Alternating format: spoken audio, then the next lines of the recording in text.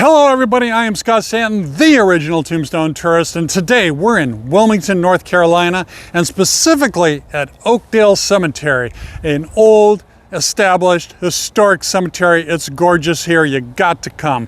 They also have tours. And we are in Section R and we're looking for lot number 6, so follow me. Now, why are we looking for lot number 6? Well, before MTV actually played music videos, before the internet, before everybody had giant flat screen HD TVs, and even before electric typewriters with their fancy schmancy ribbons that erased letters. Back in the old days, in the 40s and 50s, there were a group of men that were known as journalists, real journalists. People like Walter Cronkite, John Cameron Swayze, Chet Huntley, David Brinkley. These were absolute pioneers in the world of news.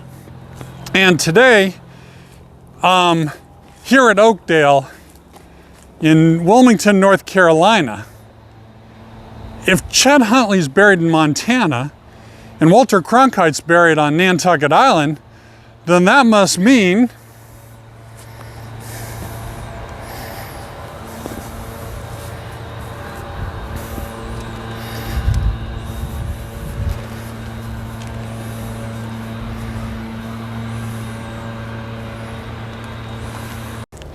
so here we are in Section R of Oakdale Cemetery. We're right on the road. David Brinkley and his family are all buried here. And that's right, that's why he's buried here, is because his family is from North Carolina and he was raised in North Carolina. He went to school in a number of places, including Chapel Hill University, but North Carolina was too small of a pond, so he moved to Washington, D.C., where he very quickly became a reporter for the White House.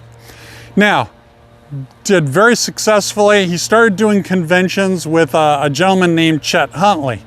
And the powers to be at the station said, hey, these guys are like magic. So they put them together and they formed the Huntley-Brinkley Report. Now, the Huntley-Brinkley Report started in 1956, and for 12 years straight, they were the #1 news broadcast.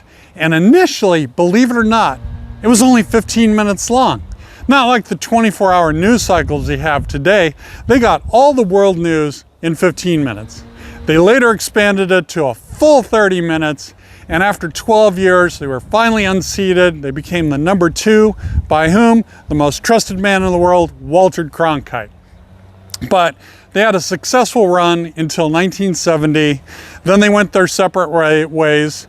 And David Brinkley continued on with his own show, and then he sat on a number of panels. He was always a fixture at the presidential conventions. And you know, honestly, his success was based on his dry wit, his demeanor, and he suffered no fools. Didn't matter what side of the aisle you're on. If you weren't straightforward with him, he would call you out right there on air. Now, if you want more information about David Brinkley and the newscasters and journalism from the 1950s to the 70s, come to my website, thetombstonetourist.com. I have videos, interviews, articles, everything you could ever want on David Brinkley and more. Again, I am Scott Stanton. My job here is done. You have yourself a great day.